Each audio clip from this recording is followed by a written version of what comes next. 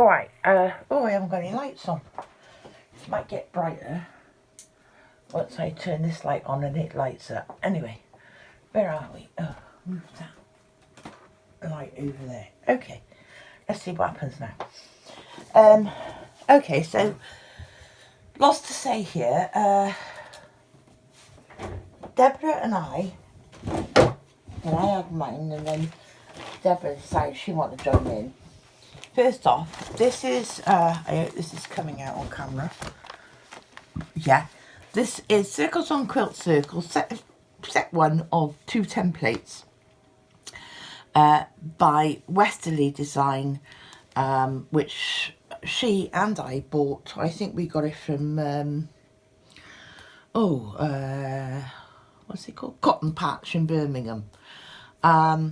In there's two sets of rulers. One has got 1/2 inch, well, the opposite to what the other one's got.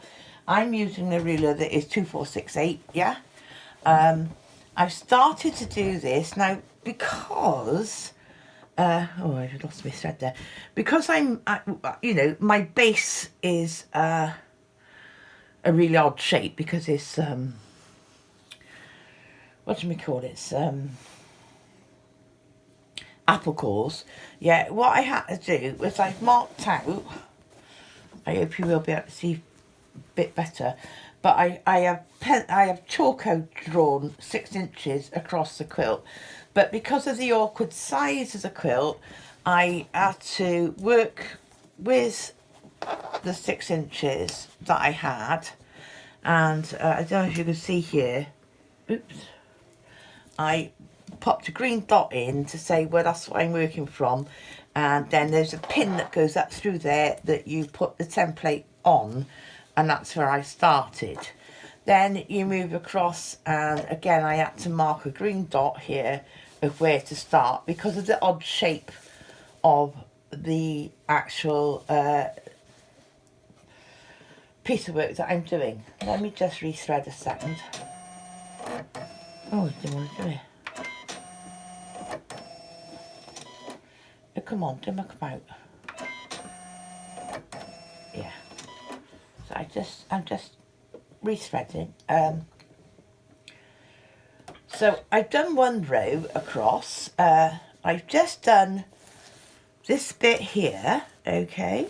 So now, oh, it's not quite right. I'm putting my pin in. It's like a big drawing pin, really. I'm putting my pin in. That's better. Putting my pin in on the last stitch that I did there. Okay, then what you do, let me bring that forward.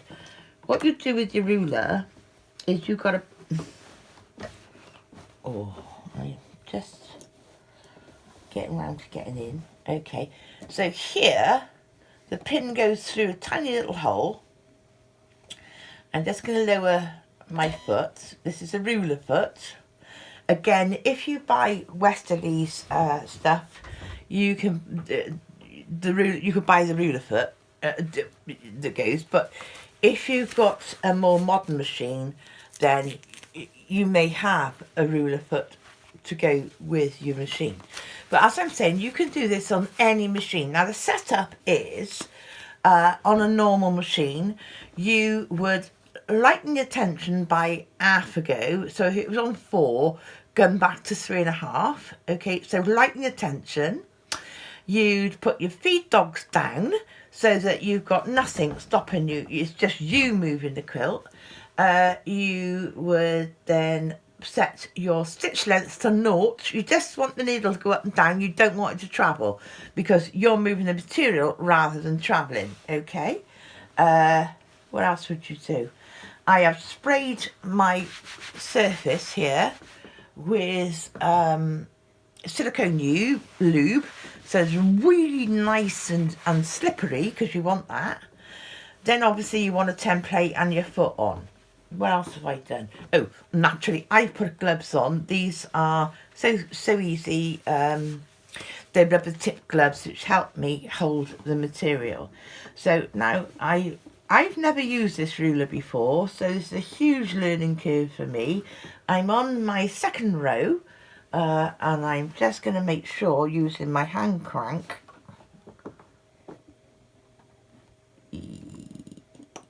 yeah, that my needle comes down where I want it, okay? And then literally, as you will see, I want to keep that pin in that hole and lightly hold the ruler, but manipulate the fabric, okay? So I am now going from the last curve on the top,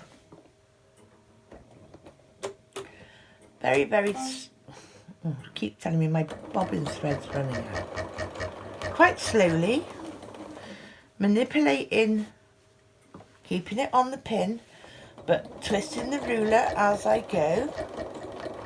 And the very first one, as you'll see, is going to meet up with this line of the last one that I did.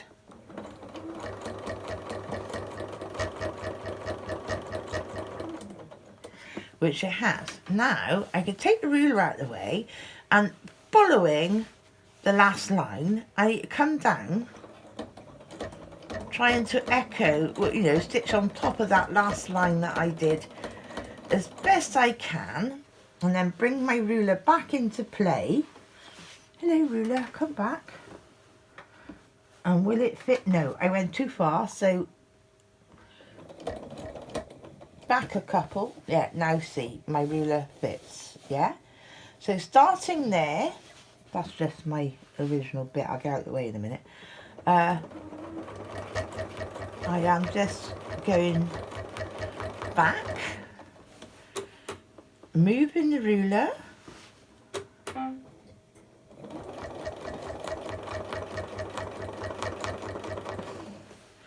and I gotta, let me just grab hold of that because that's where I started. I am just going back up to where I can see the last line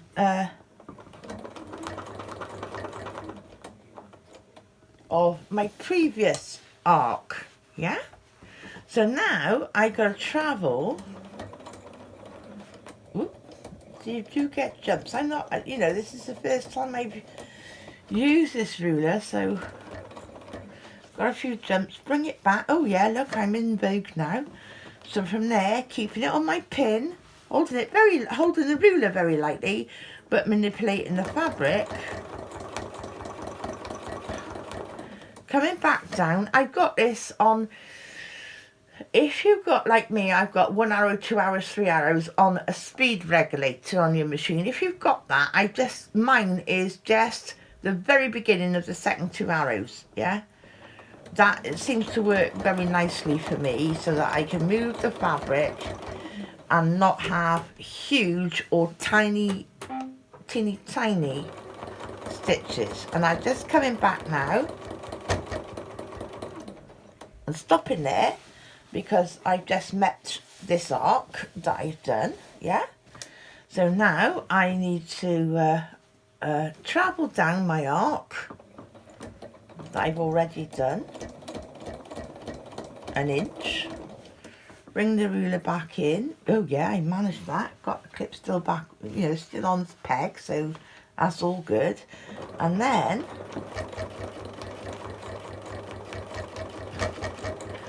travel back. I always forget to stop. Does my pin come out? My pin just popped off. And I'm finding it. Look, there I am, I'm back on my pin. Now some of my stitches are longer than other stitches, etc, etc. But this is, you know, a learning curve for me, in as much as I've never used this ruler before. But I'll tell you what is happening now, which I've just noticed. Can you see? So my bobbin thread has actually run out. So I need to cut that, lift everything, lift my needle, lift everything. I'm going to try and keep, well, as long as my pin don't fall out, it can't really go anywhere else, can it? And it'll just get in to my bobbin, as you can see, it's completely empty. I did run off some earlier. I thought, oh, I'm going to use quite a few on this. So here's one I ran off earlier. I use Superior Threads bottom line. They do last a very long time. In you go, P for perfect, around, down and in. Put my doodah, long way round, put my doodah back on. Bring myself right back to where I was. I've still got my, where did I get to? Where did I get to? No, not that. Oh, here. Right, so I was there. So I am gonna, yeah, bring my ruler back round and put my little gloves on because I do like them. Just helps me with a bit of rubberized grip. If you haven't got any machiners or so easy gloves like this that have got rubberized tips, you can use a pair of marigolds. It's exactly the same, really, you know. Right, so I'm just gonna, I'm in this, should be in more or less exactly the same spot. So I'm just gonna keep that going. There I am. Back to where I wanted to be. I'll just sort out that little bit. And then I need to very gently move up 1 more inch, 1 more stitch. Yeah, bring my ruler back down, make sure I got my peg still in. And now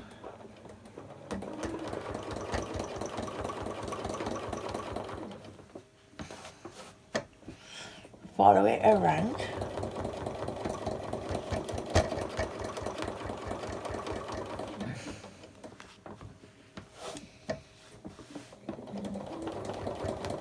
Oops.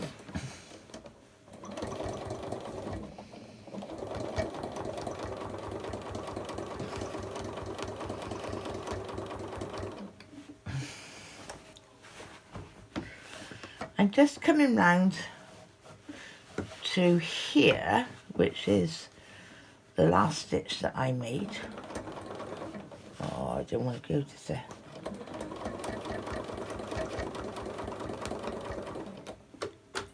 One stitch back, I overstepped, and now I got 1 more column, 1 more branch to do. So I'm just following down right there, maybe. Yeah, peg still on. Peg still on. Yeah, that's fine. That works for me. So now I go back the other way.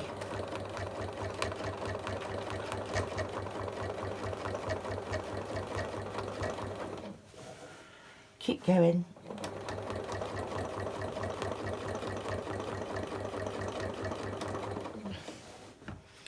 Keep going. And what am I looking to meet? I'm looking to meet. Where is he? Don't know. See, this seems a very long one, doesn't it?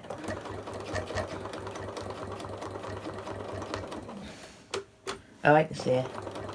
Keep going, keep going, keep going, keep going, keep going. There.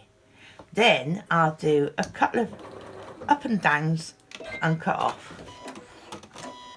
Alright, so now that's that one done. And I need to take my ruler off. And where my little drawing pin is move it. I've cut my thread. Is move it to that accent. This is the back, by the way. Okay, can you see? All the Baptist fan going on the back, right? Okay. Obviously, I got white underneath. So that was my last pickup was there. So I need to put my pin back in at that point. Yeah. Push it through. Brilliant. I got you. I got it now. Brilliant. Put everything back under there. I know I got a thread here because of the break that I did. But more or less, you can sew this without cutting thread. It's brilliant. I need to bring myself forward and put my ruler on behind my foot. That's got the peg on it. Now I can just wiggle myself back up to that line, which was that cross going that way, and just, yeah, plop my foot down. I'm ready. I haven't got my gloves on. Shut your gloves on, girl.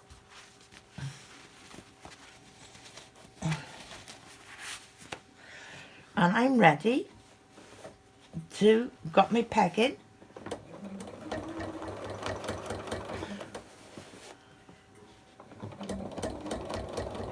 Stop on one more stitch. Stop on that line. Travel down that curve. Now an inch. Bring my ruler in to see if I got it right. Yes, I have. And then I can start going backwards the other way.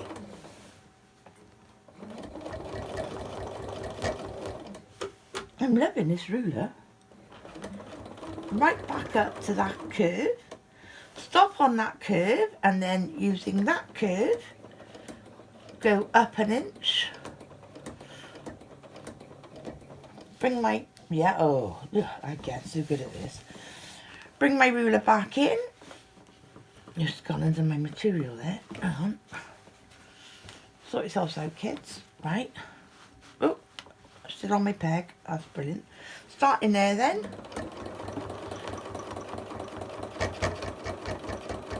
Come down.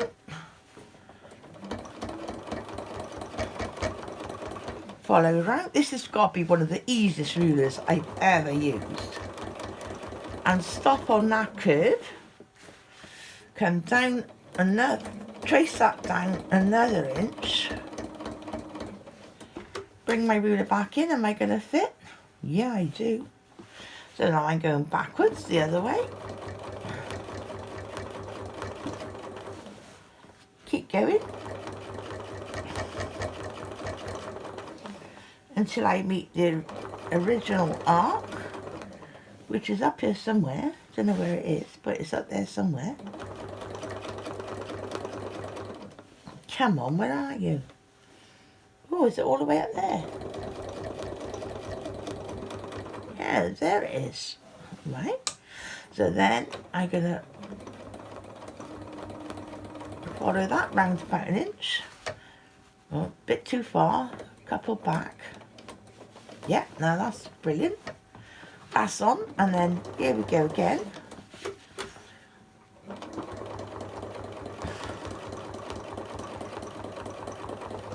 Follow that. Whoop, pin came out. Pin off the pin.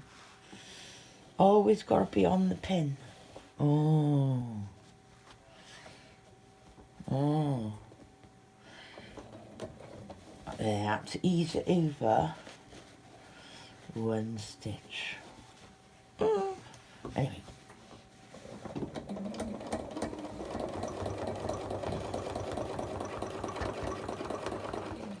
Moving it. Keeping it on the pin.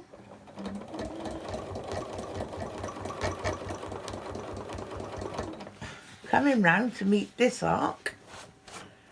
Yeah?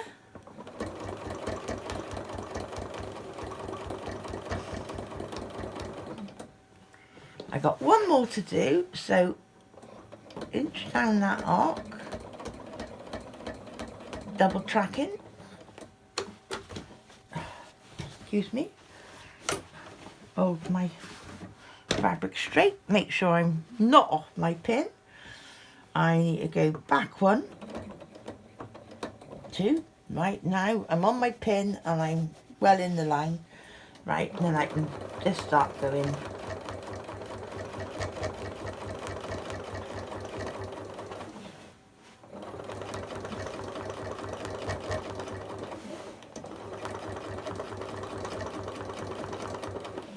And coming back up to meet the arc, wherever it is.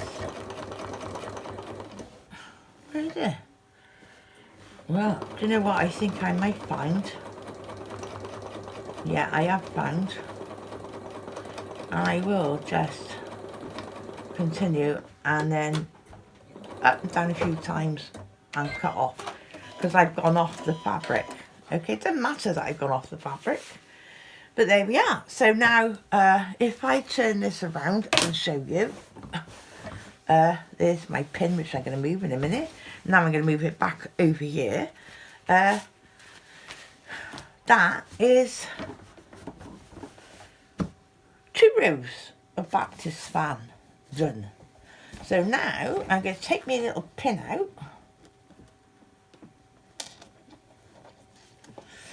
And where these two arcs meet, yeah? A little change of... I suppose what I should do is take my 6-inch ruler, and I've got all these chalk lines which are disappearing as I go, but I can see if I put a 6-inch line on there, and where's the chalk line above it? My chalk lines are going west, but I suppose if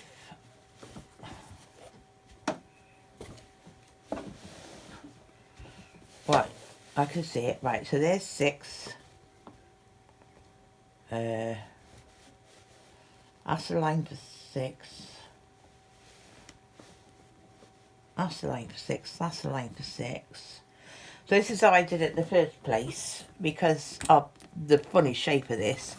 I put a green dot there because if I had a square quilt, that's where my pin should go next to continue. All right, so that's how I'm having to do it. Deborah, do you see what I'm saying? I'm having to go off the quilt because we haven't got a square quilt there, have we? Do you see what I mean?